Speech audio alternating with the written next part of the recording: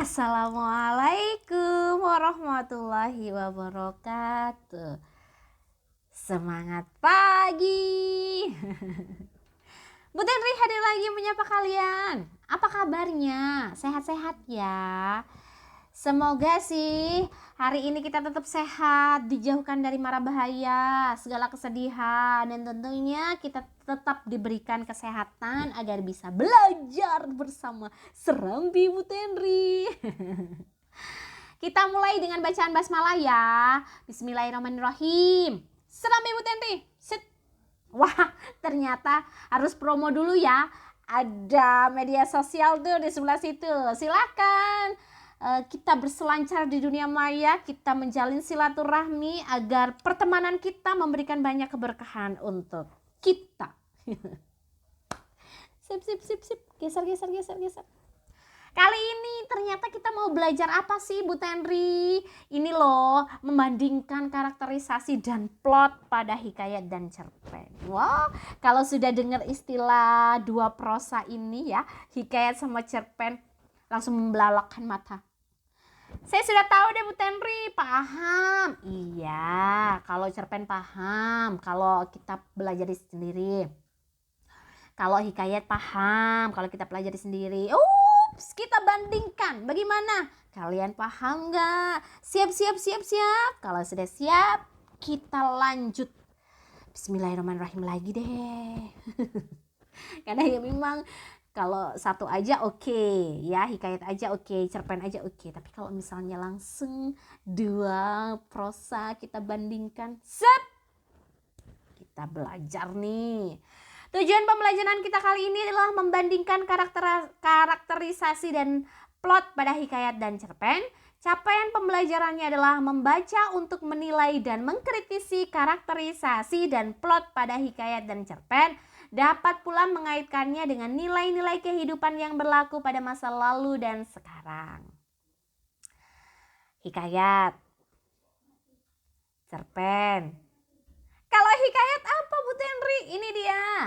Cerita Melayu klasik yang berisi cerita rekaan tentang kesaktian tokoh, kemustahilan yang berlatar belakang tentang kerajaan. Ya, dominannya menggunakan bahasa Melayu klasik. Eits, kalau cerpen harus gini nih, ekspresif sekali biar kalian di sana juga tetap bersemangat. Nih, kalau cerpen, cerita yang bersifat terbatas pada tokoh, latar, alur singkat, dan tidak lebih dari 10.000 kata. Biasanya kalau kita baca cerpen tuh sekali duduk ya, langsung nangkep. Tokohnya terbatas, latarnya terbatas, alurnya juga singkat. Tapi amanatnya, jangan salah, cerpen meskipun kecil, padat, amanatnya sangat banyak. Anak-anak hebat, untuk belajar membandingkan, mari kita gunakan teknik tabel karakterisasi ya. Sebagai unsur intrinsik, keduanya sama-sama prosa, berarti kan memiliki unsur intrinsik ya. Ada tema, ada tokoh, ada penokohan, ada latar, ada sudut pandang, ada gaya bahasa, alur, dan yang terakhir amanat. Tabel karakterisasinya sudah, berarti kita lanjut saja. Bu Tenri pinjam penggalan hikayat si miskin ya. Bu Tenri akan bacakan dan kalian juga mulai menganalisis untuk yang teks hikayat ini kira-kira karakterisasinya atau unsur intrinsiknya apa saja. Hatta beberapa lamanya maka istri si miskin itu pun hamillah 3 bulan lamanya. Maka istrinya menangis hendak makan buah mempelam yang ada di dalam taman raja itu. Maka suaminya itu pun terketukan hatinya tatkala ia di keinderaan menjadi raja, tiada ia mau beranak. Maka sekarang telah mudorot, maka baharulah hendak beranak seraya berkata kepada istrinya, ayo, hai Adinda, Tuan hendak membunuh Kakandalah rupanya ini. Tiadakah Tuan tahu akan hal yang kita sudah lalu itu? Jangankan hendak meminta barang suatu, hampir kepada kampung orang tiada boleh. Setelah didengar oleh istrinya kata suaminya demikian itu, maka makinlah sangat ia menangis. Maka kata suaminya, diamlah tuan, jangan menangis. Berilah kakanda pergi mencarikan tuan buah mempelam itu. Jikalau dapat oleh kakanda akan buah mempelam itu, kakanda berikan pada tuan. Maka istrinya itu pun diamlah. Maka suaminya itu bergegas meninggalkan hutan, pergilah ke pasar mencari buah pempelam itu. Setelah sampai di orang berjualan buah mempelam, maka si miskin pun berhentilah di sana. Hendak pun dimintanya takut ia akan dipalu orang, maka kata orang yang berjualan buah mempelam, "Hai miskin, apa kehendakmu?" Berikutnya Bu Tenri pinjam satu karya indah dari Virginia Cici Pomanto. Semoga namanya nggak salah ucap ya. Berjudul Tarian Pena. "Ibu!" teriakku sekuat tenaga sambil meratapi malangnya nasibku. Perempuan tua tak dapat mengatakan apapun, hanya terdiam, membeku dan tergeletak. Tinggal menunggu untuk dikebumikan. Aku hanya menangis, menangis tak karuan. Sekarang hari-hariku dipenuhi sesal yang tak berarti. Berangkat ke sekolah dengan seragam kumuh tidak pula membuat sarapan karena malas dan resah, serta serintih harapan tak dapat kuadu. Masa tersulit pun ku alami, merajut asa tanpa sosok ibu di sisiku. Rindu tak terbalaskan, bak punggu merindukan bulan. Terasa ya suasananya ya. Hanya saja itu tadi Bu Tenri kurang ekspresif gitu ya membawakannya, padahal ceritanya sangat cantik gitu. Oke? "Ibu, aku rindu. Aku ingin ibu masih bersamaku. Aku tak ingin semua ini terjadi. Aku lelah dengan semua kejadian ini," jeritku kepada perempuan tua itu. Tadi sudah ada aura sedihnya ya, rasa suasananya sedih. Ditambah lagi ini ada penggalannya, Bu Tenri pinjam aja penggalannya. Di akhir itu ada kalimat penegasan ya di situ. Oke. Anak-anak hebat, yuk kita bandingkan yuk unsur intrinsiknya. Ada tema hikayat. Nah, temanya untuk hikayat kemiskinan ya, atau sepasang suami istri yang mengalami kesulitan hidup. Berikutnya untuk cerpennya, temanya adalah penyesalan atau kerinduan seorang anak kepada ibunya yang telah tiada. Untuk tokohnya adalah si miskin dan istrinya.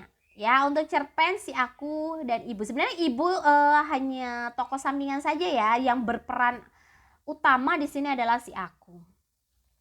Penokohan Bu Tenri pinjam dari dimensi psikologi saja ya. Untuk si istri rela berkorban dan penyayang, kemudian istri si miskin keras kepala juga sih ya. Tadi tuh karena dia maunya buah mempelam gitu, sedangkan dalam kondisi si miskin gak punya apa-apa untuk membeli mempelam itu. Untuk cerpennya si aku itu pasrah karena memang sudah ditinggal oleh orang tercinta gitu ya. Untuk latarnya Bu Tenri menyampaikan langsung ya, ada waktu, tempat, sama suasana. Untuk yang hikayat saat istri si miskin hamil 3 bulan waktunya ya. Untuk tempatnya ada di hutan sama di pasar. Kemudian untuk suasananya sedih. Kemudian untuk cerpen latar waktunya saat kematian ibunya. Kemudian tempatnya waktu di awal tuh ada di kuburan sih. Selanjutnya sepertinya mau di rumah karena dia menggunakan baju seragam gitu, atau di sekolah. Berikutnya ada suasananya duka ya. Kalau sudut pandang hikayat dan cerpen yang Bu Tenri bacakan tadi ternyata sama-sama menggunakan orang ketiga yang serba tahu. Alurnya Bu Tenri pinjam untuk alur ini adalah jenis alur ya. Jenis alur hikayatnya alur maju, untuk cerpennya alur campuran ya, maju mundur campuran, maju lagi.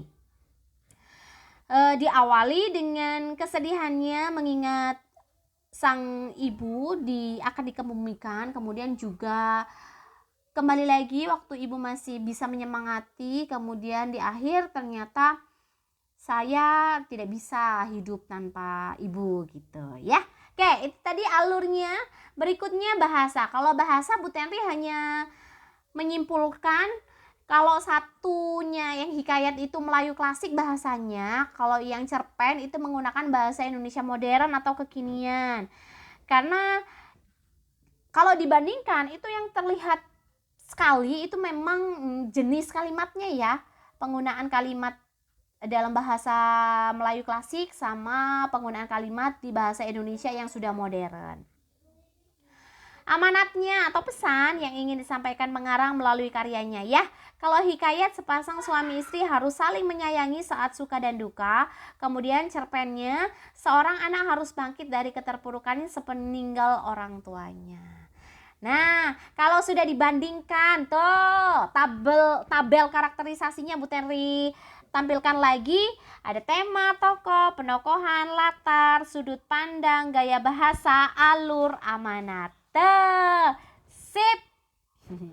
Kalau sudah dibandingkan, kita sudah tahu ternyata meskipun sama-sama dari prosa ya, dari genre prosa, ada loh perbedaannya dari unsur intrinsiknya. Kalau begitu, kalian sudah paham dong perbandingan karakterisasinya ya. Terima kasih dari Bu Tenri. Belajar singkat tentang teks hikayat. Semoga pemahamannya semakin padat. Terima kasih. Serambi Bu Tenri pamit. Jangan lupa ya baca hamdalah di akhir pembelajaran kita kali ini. Alhamdulillahirrahmanirrahim. Serambi Bu Tenri pamit. Wassalamualaikum warahmatullahi wabarakatuh.